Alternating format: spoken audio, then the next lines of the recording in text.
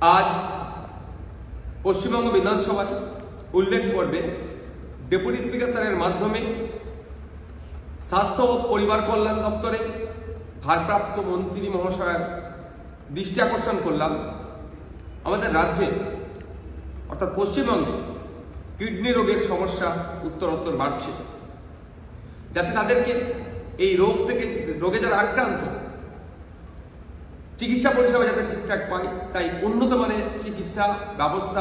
ISF অর্থাৎ Indian secular front সহ ভাইজানের সমস্ত রকম খবর সবার আগে দেখতে এই ইউটিউব চ্যানেলটিকে সাবস্ক্রাইব করে পাশের ঘন্টা বাজিয়ে রাখুন। প্রোভাইড করার জন্য আবেদন করলাম, কারণ ডেটা দেখলে দেখা যাবে পৃথিবী জুড়ে যদি দেখি কিডনি রোগের আক্রান্ত প্রতিটা 10 জনের মধ্যে একজন মানুষ ক্রনিক কিডনি রোগে আক্রান্ত বা ভুগছে। আমাদের রাজ্যের অবস্থা ভালো নয়। একটা প্রতিবেদনে দেখলাম আমাদের রাজ্যের 8টা মেডিকেল কলেজের আউটডোরে প্রতি সপ্তাহে প্রায় 2 থেকে 2.5 হাজার নতুন রোগী আসে।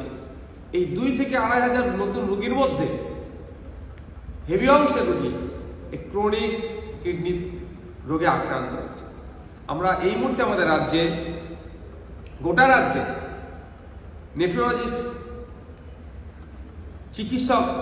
শিক্ষক চিকিৎসক মাত্র 10 জন। ফলে হেভি অংশের মানুষকে স্বাস্থ্য পরিষেবা থেকে তারা ব্যাহত হচ্ছেন, সেই বিষয়ে দৃষ্টি আকর্ষণ করেছি এবং জানিয়েছি আজকে বিধানসভাতে যে ডায়ালিসিসের ক্ষেত্রে অনেক সমস্যার সম্মুখীন হয়।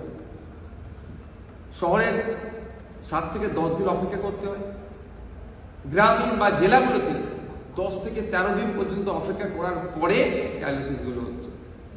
এই ডায়ালিসিসের ক্ষেত্রে যাতে সুবিধা হয় জেলা হসপিটালগুলো এবং ব্লক হসপিটালগুলোতে যাতে এই নেফ্রোলজিস্ট দিয়ে সুস্থ পরিষেবার ব্যবস্থা প্রদান করা যায়, তার জন্য আবেদন করতে হবে।